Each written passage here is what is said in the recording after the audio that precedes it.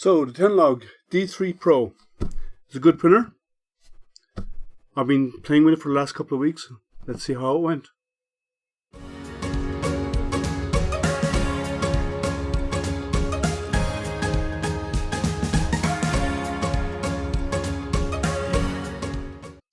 Hello again and welcome again to AstroPrinter. My name is Liam for those of you who do not know me. So I was speaking with the guys at Tenlog, and those of you may have seen in the last about 2 weeks ago or so, I did a live unboxing and setup of this printer, and it is the Tenlog D3 Pro. It's got a build area of 300 by 300 by 350. It is an IDEX printer, so it's got independent dual extruders that can move independently of each other. And anyone who's been following me for a while would actually know I've done a couple of IDEX printers. I'm a fan of IDEX. The guys at Tenlog asked me which printer, and I said their choice. So they sent me the D3 Pro, which is an upgraded version of the original D3. So I got the printer, did a live unboxing. If you check the links below, you will see the link to the live unboxing on YouTube. If you want to follow along, if you have one of these printers and you want to set it up yourself.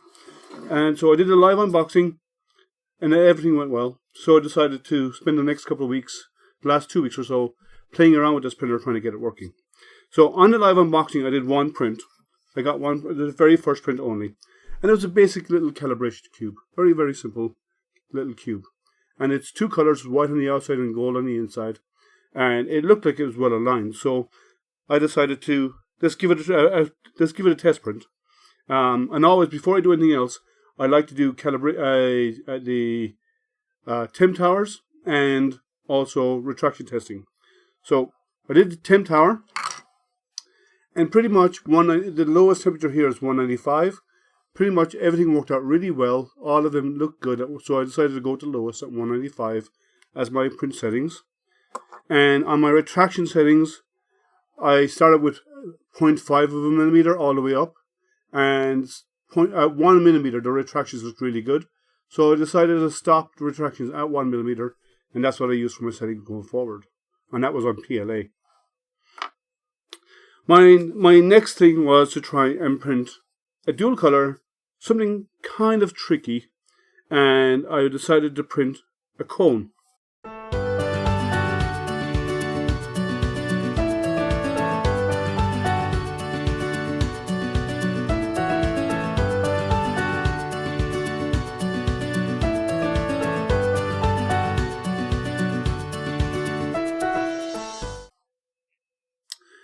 Now, I will say, this does not have purge areas on the printer, so when you're printing in the IDEX mode for multiple colors, you need to use an ooze shield in your slicer. So I decided to do the first one with an ooze shield, and as you can tell, not so good quality. It came out a little bit messed up, and the alignment was all out. You see the gold and the white here are not in alignment. You can even see it better on this side. They're actually not perfectly aligned. So I decided I need to do some calibration to make sure my X and Y for E2 was correctly aligned with E1.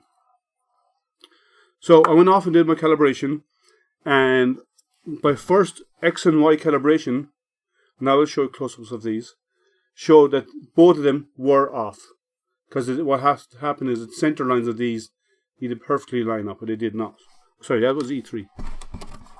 This is E1. This is test 1. And they are well out of alignment. You can see here, there's a big difference between here on X especially. So I did this. I will put the link to this in the description. I like this. This is a 0.1 millimeter offset, and it really helps with your alignment. So I did the first one. It came out okay. I fine-tuned the settings a little bit more and reran my settings, and they're still, for both X and Y, they were not perfect, but they were very, very, very close. So I ran it a third time after a few tweaks in the firmware, and third time looked really, really good. So I decided to run with these settings for all my prints. So I wanted to test a print at height. First thing I want to do is actually print a tall print to see how it went. So first print I put on, tall print, and it lost bed adhesion, and I got this. That's not much good to anybody. So it was bed adhesion. What happens? The bed it did not stick to the bed, and after a few layers, it started moving. Give a nice spiral, artistic design though. It was kind of cool. So I fixed the bed adhesion problem, did a bit of cleanup, and then I printed this tall tower.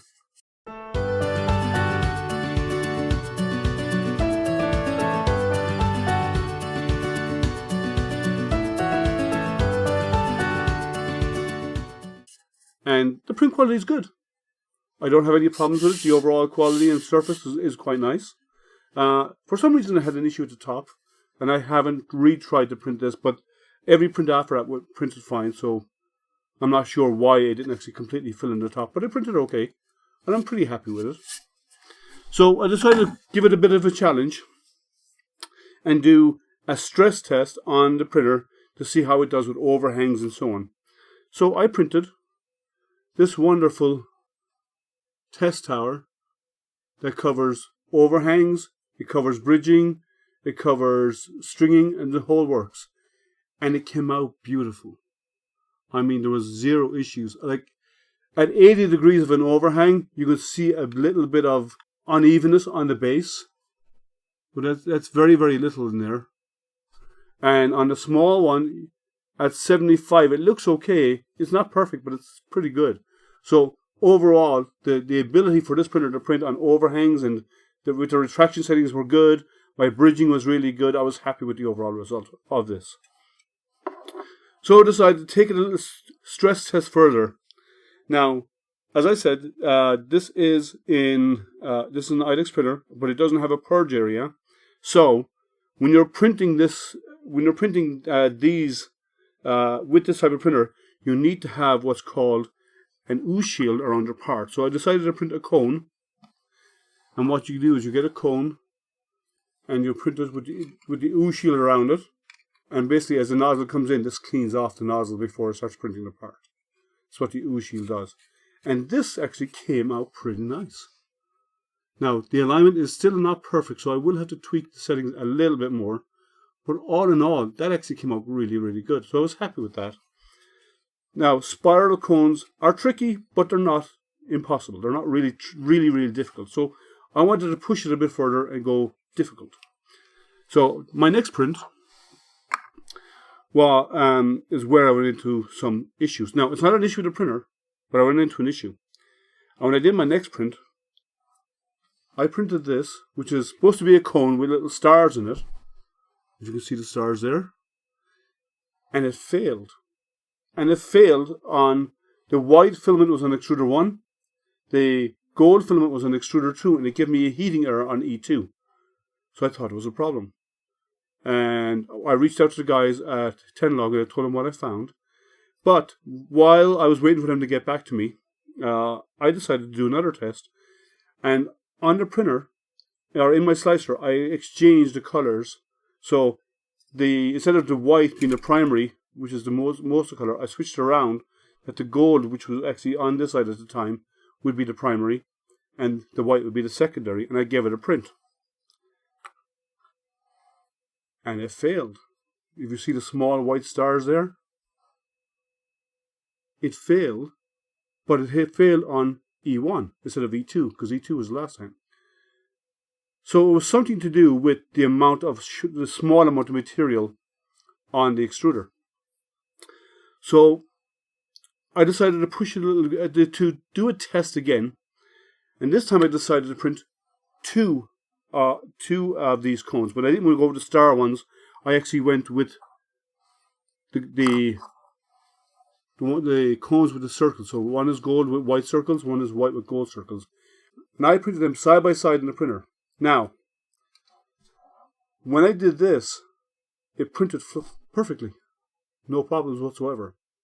So, I summarized that there is a tolerance setting somewhere in the firmware, because I have done this type of print on other printers with success. I summarize or assume that there's something in the firmware that I haven't looked at through the firmware myself. I don't have the code, but there's something in the firmware that has a tolerance setting that is kicking this out when I'm printing such small amounts, like the tiny amount of white that's printed on this gold one, or the tiny amount of gold printed on this white one. Now, let me tell you why I think it's a tolerance setting. And it's not a problem, because most people will not come across this. Most people will not stress test the printer like I have. In an IDEX, when the head, and you're printing with extruder 1, they're both at temperature, right? At first they heat up. But then extruder 1 goes over and parks, and in the slicer, I drop the temperature down to 165. At 165, it's cool enough to be warm, but not enough to stop but enough to stop the filament from oozing, because this filament has not reached its melt point yet, so it doesn't ooze. And then 30 seconds before E2 is needed, this E2 heats up, E1 finishes its print, comes out of the way, E2 comes out, prints, and E1 cools down while E2 is printing. And then again 30 seconds before E2 or E1 is needed, this reheats. When E2 finishes, it goes back to park, and E1 comes out and prints. But because there was so little material being printed here, what was happening was it was heating and cooling too often, and it kicked an error in the firmware. Now, most people will never, ever, ever see this, because most people will not print parts like this. And once I went up and did more material per side, like these two side by side, so a small bit of gold on this side and a lot of gold here, and then a small bit of white but a lot of white here in per layer, there was no issues. So I just found probably a weak point. It's not really a problem, because most people, I said, will not print these to stress test it, but I did, because that's what I'm here to do. I'm here to break it. I'm here to figure out what's wrong, if anything is wrong with it. And then I went off, once I figured that out, I went off to do a mirror mode. Now, I haven't fitted these yet, but this extruder is designed, it's got two holes down here where you can mount a purge area, a purge tower, or a purge wipe area, or a purge bucket. So I went out to Thingiverse and I found a purge bucket for this printer, and I brought in one copy, put it on the print bed, and then put the printer in mirror mode. So in mirror mode, they printed mirror opposites.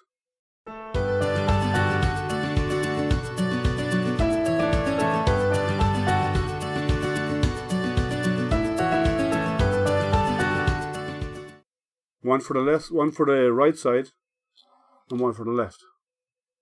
Yes, and these are slightly different color oranges, in case you're wondering. Yes, it's not the coloration of the screen. They are slightly different colors, so you can identify them. So they printed out really well. They're strong. They're really good parts. I will be fitting them to this printer. So, and then I decided to go to see what vase modes was like. So I decided to print something tall, something with a single layer, to make sure the printer could handle it. So I did a vase mode print, and that's a beautiful print.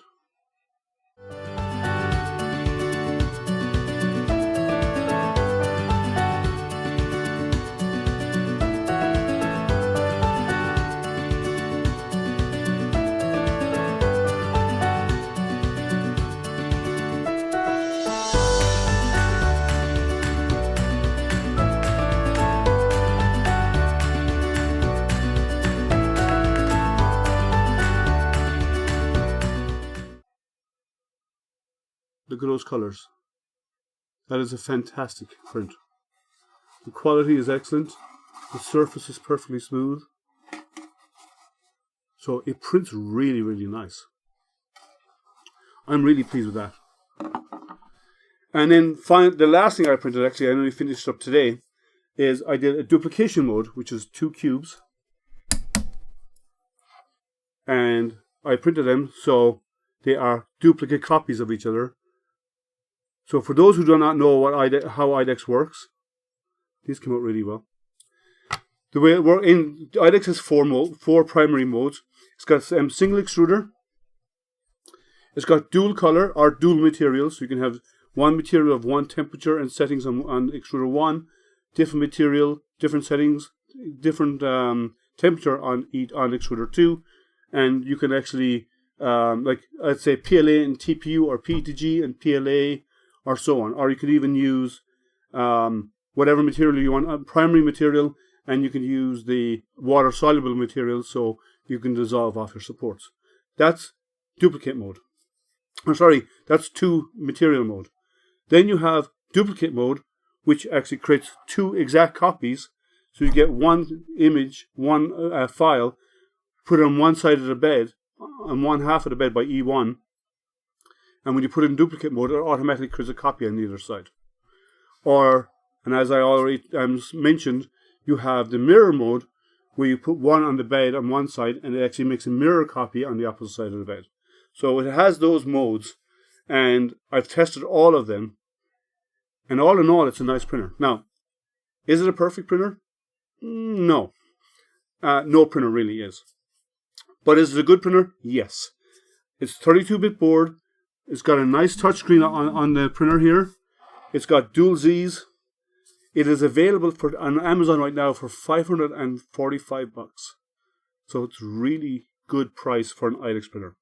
Now, there's a few things I don't really like about it. I wouldn't say I don't like them. I would say they're not my favorite. First of all, it comes with filament runout sensors for both extruders. Fantastic.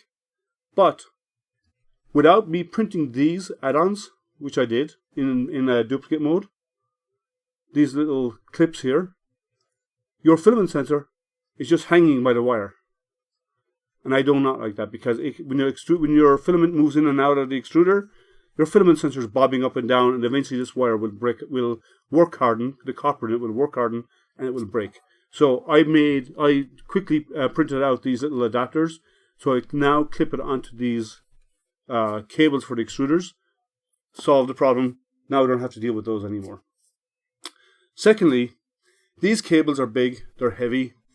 On a large print, when your bed comes back, these could get snagged in your print. I really wish they actually, on the back of the Z, they actually had mounting holes here, so your cable could come off and be zip tied here and then hang off the side. That would be a much cleaner solution, my opinion, but I think at some point I will actually add a mod to this to do that, because I do not like this cables hanging over the top. Again, it's personal preference. For most people, it won't bother you. I just want it tidier, and this is how I would do that. What else? I do love the way on E2, the way you adjust E2. So what you have to do to level the bed on these is you level with extruder 1, you tram the bed with extruder 1, and then you bring out extruder 2, you switch to extruder 2, bring it out, but you need to make sure extruder 2 is at the same Z height as extruder 1, the nozzle distance from the bed. So what you do is you don't actually tram like you normally would by adjusting the bed on extruder 2. On extruder 2, there is a little hole right here. You put a wrench in there and you turn it and you loosen it. And then you get a larger wrench, an Allen key, and then you get a larger wrench, and inside the slot there is a bolt. And you turn that bolt, and that bolt actually raises and lowers your nozzle for E2. Small amount, but it's enough, is all you need to make them level. So, level 1, tram 1, or level 1, and then bring out E2, and in any spot on the bed at all, once E1 is trammed properly with a piece of paper, or whatever else you use to tram your bed, bring out E2, and bring it to the same spot by adjusting that bolt, and once they're in the exact same spot, you just tighten that bolt, and you're done. Now, if you ever change nozzles, you have to redo that, but it's easy. It's a very, very simple solution. I know there's various different solutions out there for IDEX, but this is a really nice solution. What else would I change? Oh, these alligator clips. Nobody does these anymore. Everyone's building proper clips onto the bed. I would say it's time to change these out too. They're not a problem, but change out the alligator clips if you're going to stay with a glass bed, or change with a flexible steel plate instead. But it's a really nice printer. I don't have any... some of the instructions are a bit weird. On the instructions, they tell you to mount your spool holders so the spool is facing the back of the printer. I don't like it for two reasons. One, it's hard to get to. Two, the this filament would come out and come down the back and then go into the extruder, which is kind of like a weird detour. It's better to have it overhead and drops right down into it. But these are small things. There's nothing major. There's nothing big. There's no real issues about the printer. There are the tops of Z here. There is a rubber grommet up here in the top of Z on both sides. And when your Z moves, it rubs and makes a groaning sound. If you check my live unboxing, you will hear on the audio, when the Z is moving, you can hear the groaning or rubbing sound from this side of the extruder, from this top of Z where the rubber grommet is. I think it might be better either to remove the rubber grommet if possible, maybe, or replace it with a bearing, because a bearing would actually get rid of that slop and eliminate any noise from it. But it is what it is. You could probably put some PTFE lube on it, or some grease on it, and that will actually eliminate that as well. But I haven't done that, but I probably will over time. I will address that. So overall impressions of the printer. I like the printer. It works really well. It's easy enough to calibrate. I do prefer my XY offset calibration options, and the link will be below in the description. I do prefer using these than what came with the printer, because what came with the printer was insufficient. I don't think it was good enough, but it's not an issue with it because there's plenty of it out there. Okay, it's online, but it works, and once you get it calibrated, it prints really well. I do think it should come with a purge bucket, or at least a purge wipe area, so the nozzle cleans itself after purging a little bit on the side. When it moves over, it cleans itself. That's a firmware tweak that has to be done. As I said, I don't believe the firmware is available open source, but I'll have to check. If it is, I will modify it. But the Dual Z is great. The IDEX is great. It's an easy to use printer. The nozzles heat super fast. I mean, it went from in less than 1 minute, or maybe even close to 30 or 40 seconds. It goes from room temperature to 195 degrees really fast. The bed is slower, but the nozzles heat super fast, which I really like. But all in all, it's a good printer. I haven't found any issues with it really, other than what I've already described. And I don't think there are issues like the issue with these that I found. 99.999% of the people out there will not experience that unless you want to go out and print one of these and run into the issue yourself. And it can be fixed with a firmware change. So, and I haven't checked if there's a newer firmware out there, because I always use stock everything when I do the unboxing. But overall, it's a really good printer. And at the price, it's actually cheaper than all the others out there that I know of. I know of a couple of printers out there today and that are IDEX, and they are not as cheap as this. Inexpensive as this. I won't say it's cheap. It's a good quality, sturdy machine. It's got linear rails. It's got all the bells and whistles you hope to have in an IDEX printer, with the exception of a few items that I pointed out, like the purge areas and so on. But you can always add those. They're not that hard to do. And there are files out there on Thingiverse and other STL file locations online. But quality of the printer is good. I like the printer. I haven't found any flaws in the printer. And would I buy it? If you were a beginner, I'd never recommend an IDEX printer to you. The reason why is there's aspects to an IDEX printer, like dealing with the dual heads and doing the dual offsets and all this kind of stuff. It gets a bit complex. For someone who's had a printer and wants to get a second printer, and they want to go multicolor or multi-material, I'd have no questions, no issues at all recommending this printer. It works really, really well. And the learning curve is kind of steep, but it's not too steep, especially if you know your way around printing in the first place and you've used printers before. But as a first printer, it might be a bit complex, but some people will jump in there and be willing to learn. If they are, all the better for them. But it's a good printer. I have no issues with it. I would recommend it. I haven't found any real flaws. If any of you have found major issues with your D3 Pro from Tenlog, please let me know in the comments below. I'd like to find out what you've experienced. From my initial searching, no one has found have come across any serious problems with the printer. Everything seems to print fine. Overall usage is easy. The menu is a bit weird. It's a bit tricky to navigate, but you learn it. Like there's some buttons along the top of the menu that show the temperature and so on. When you first start the printer, they are actually clickable, but they don't look like buttons. They just look like readout indicators, but they're actually buttons. So, and there's nothing in the documentation that tells you can click on those and change settings, like change your bed temperature, or change your extruder, or change your nozzle temperature on E1 or E2 as you wish to during a print, or and so on. It doesn't tell you that, but they are clickable. But overall, it's a fine printer. It's a nice IDEX. It's actually, I've tried a couple of IDEXs, as some of you may know, and I think this has been the easier one to get going, to get set up. This, I'm not going to name names, but it is really easy to use. And once you get the concepts in your mind, I think it's an easy one to get your head around and start using from within the first day in multiple color modes. So, remember, please like, subscribe, and ding that bell below to follow my channel and get notified when I go live again. I'm going to go live and do my Hangouts every Wednesday, and I do lots of printer unboxings. I have a couple more coming up in the next couple of weeks. I have some new products that hasn't been out in the field yet, that are on their way to me. So I will be covering some of those. But it's a good machine. It's really good for its price. And at the